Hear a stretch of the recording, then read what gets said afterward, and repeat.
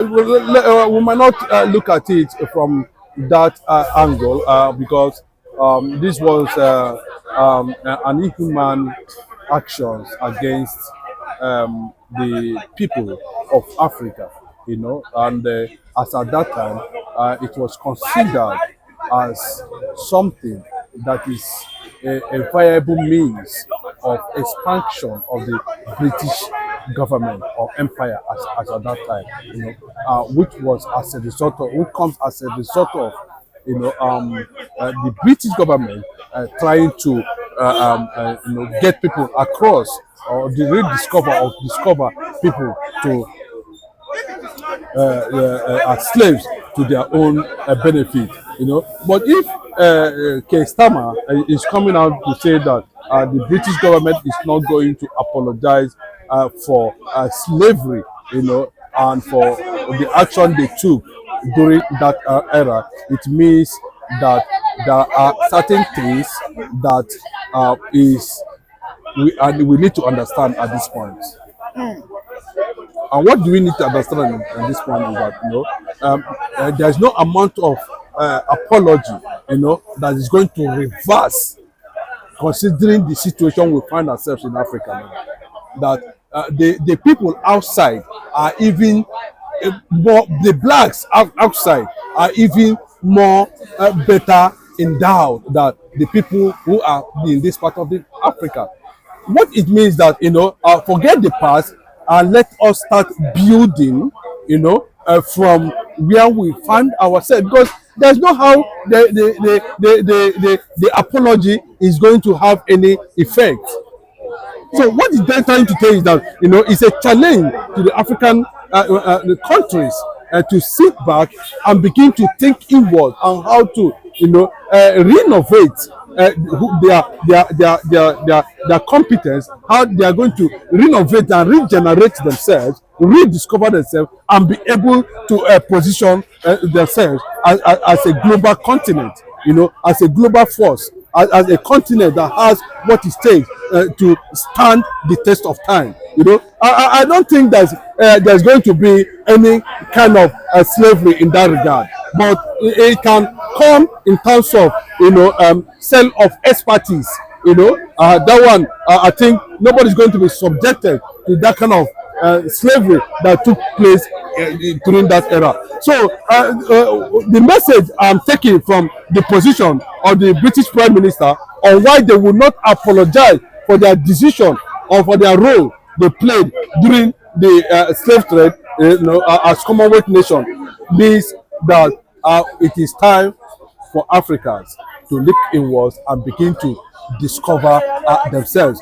And secondly, what it means is that, if Africa position themselves very well, we are at a point, going to create an atmosphere where the people who feel that they want to be part of the African continent can genuinely come back and be part of Africa. It's not for Africa to decide at the end of the day. So and that was why people are struggling to see how they are going to come up with a nation that can be able to shoulder the responsibility that has to come with the black man's development. I can tell you that, in honest truth, the black man, they are the progenitors of this world. The black man is the first human on earth. And I also can tell you that black man lost civilization as a result of mediocrity. Black man lost civilization as a result of disobedience. Black man lost civilization as a result of not being competent, not actually knowing what he has or what she has at the end of the day. So most of the people you see today, the Socrates, Aristotle, and so many of them are like that, schooled in Africa. So the struggle to define Africa should be that of the Africans themselves. So, but that's why when you listen to people like Simon, but when you listen to especially Mazin Nnamdi Kanu, you begin to see, that the projection of how Africa the model of Africa as a continent, as a nation, as a country, is already being built on the anticipation on the restoration of Biafra. Well, this response from Kestama, isn't it an indication that the British are not willing and they are not ready to lay hands, to lay off their hands? Because it seems Africa is still being enslaved economically and politically. Because as of today, it is still the British or the colonial masters who dictate what happens in all African nations politically and economically. Let's look at Biafran secession. We know the impact the British are playing on stopping that, even as we speak. They played impact, that was the impact they played, was supposed to lead to a coup on the 17th January 1966.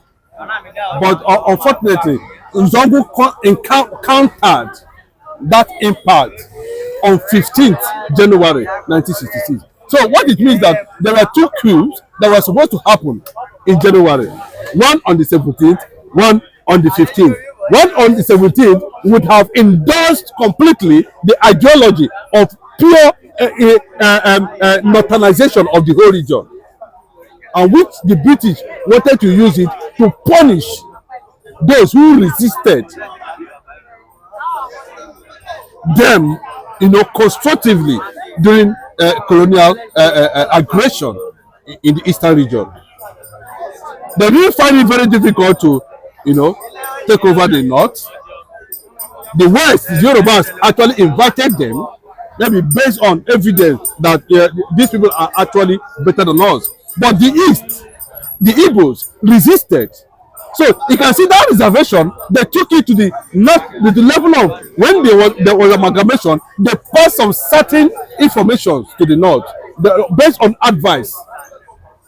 So those who were close to the system, like somebody like Nzongo, countered, and that was what they said it was an Igbo coup. Of course, we know what was an Igbo coup. Awolowo was supposed to be the president or the prime minister at that time, according to Nzongo's plan, because he was the one. Awolowo's ideology is different from that of Nnamdi Azikiwe, because they felt that Awolowo's ideology, will bring welfareism and socialism to Nigeria, and not the kind of principle that is being advocated by the North and Azikiwe as at that time.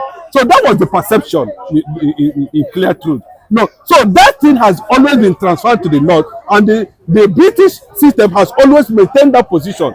Even when any of them want to come to Nigeria, they go to the North, even to today. And that was why you see at every point in time, Biafra is only going to establish a bilateral relationship with the British. We are focusing and targeting massive support from the United States of America, and we are going to get it. Thank you very much for that brilliant submission. So talking about Africans, most especially Nigerians, seeking for repatriation from the British, that we need them to pay us, just like the Caribbeans have been doing, who are seeking for over 19 trillion pounds. Now, I understand the Nigerian government, Tinubu, is trying to hustle some money out of the Britain for enslaving our people, taking them to Brazil, taking them to Cuba, taking them to Haiti. For me, I think it is a lazy way, and I think it is not something that we need to be talking about in this current dispensation and in this century, most especially this 21st century. If we're going to look at this story of enslaving Africans, slavery, human slavery, and all that, I think this happened for over 400 to 500 years ago. And those who perpetrated the evil by now are long gone. I'm sure their bones would have turned to sand. And these guys are no more yet. They are no more around us. And those guys in charge of Britain today, if you are telling them to pay us that amount of money, for me, I think it is unreasonable. I think it's just a cheap way to try and scam. I think they're just hustling easy money. And as African, we need to stop this idea of seeking for aid. I think this is one of the most unsolicited. For me, it doesn't make any sense. You want to go charge them for an offense that they committed 500 years, and those who committed it are, long gone. There was a time African was enslaving others. Take for instance, I'm from Oyo State. There was a time Oyo State was enslaving the people from Kogi, from Nupe, even enslaving those from Ogun State, from neighboring countries. Now, should those neighboring countries come to my state, or should they come to Nigerian state and say, okay, we also need repatriation? I think it is unreasonable, and I think it is just I mean, these are the conversations that comes from lazy leaders who are not creative enough. Instead of we looking on how we can harness the history around that, create a tourism around that, create a money from a dry well. I believe those slave sites, those spots could be turned into tourism. Those blacks in Brazil, those blacks in Haiti, in Cuba would always want to come back home and see the process, how their forefathers, and from there we can earn money. And in fact, from there we can seek for partnership, or we can seek for even just donations. But when you're standing on the right that your forefathers enslaved my forefathers, which court are we going to go to? If they want to give it back to us, yes, they can out of their own goodwill. But I don't think there's any court that Africans can take this case to and they win. Because even the colonization, the slavery to some extent brought some level of civilization to Nigerians, even to Africa at large. I mean, when they came to Africa, to Nigeria, they found us almost naked. We were still not being able to even invent our own weapons of warfare. These were the reasons why and even to today, we have not been able to create our own weapon of warfare. As it stands today, I can tell you categorically that African can still be enslaved because we have not been able to get away from that victim mindset. Enough of the victimhood. Africans and African leaders, and most importantly, Nigeria, if truly Nigeria is the giant of Africa, we must have a leader who is ready to take on the challenge that Africa must be able to create its own weapons of warfare, create its own gadgets, instruments, cars, machineries. We have professors, we have scientists, we have engineers. We must harness our own intellectual capacity, enough of being the biggest dustbin of the global world powers. Until then, I don't think we ever have a time we can demand for repatriation. Repatriation, my foot. You want to ask them for repatriation when you don't even have the capacity to prove that you deserve it. Because as it were today, if England want to recolonize Nigeria, I don't think it's going to cost them anything. I don't think all they have to do is just visa free. You will see everybody going there. Today, there are some streets in England that it is strictly Nigerian based. There are some streets in England today that it's going to be pure Africans. Go to Dubai, you go to all these global world powers. Look at our children, our fathers, our mothers, slaving away their lives, doing the job they couldn't do in Africa. I mean, sweeping the streets, they had one taking care of the olds, and these are things they would never do while they're in Africa, all in terms of what we call economic prosperity. And it is why I said we are not right seeking for any repatriation.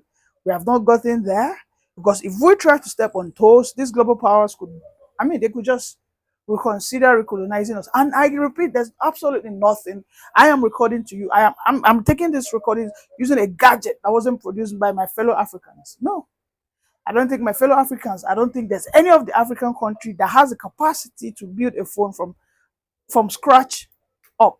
Yes, we have the resources, but do we have the intellectual capacity? Do we have the imagination? So these are the conversations. These are what we must sort. When we have the capacity to do all these things, then we understand we have power.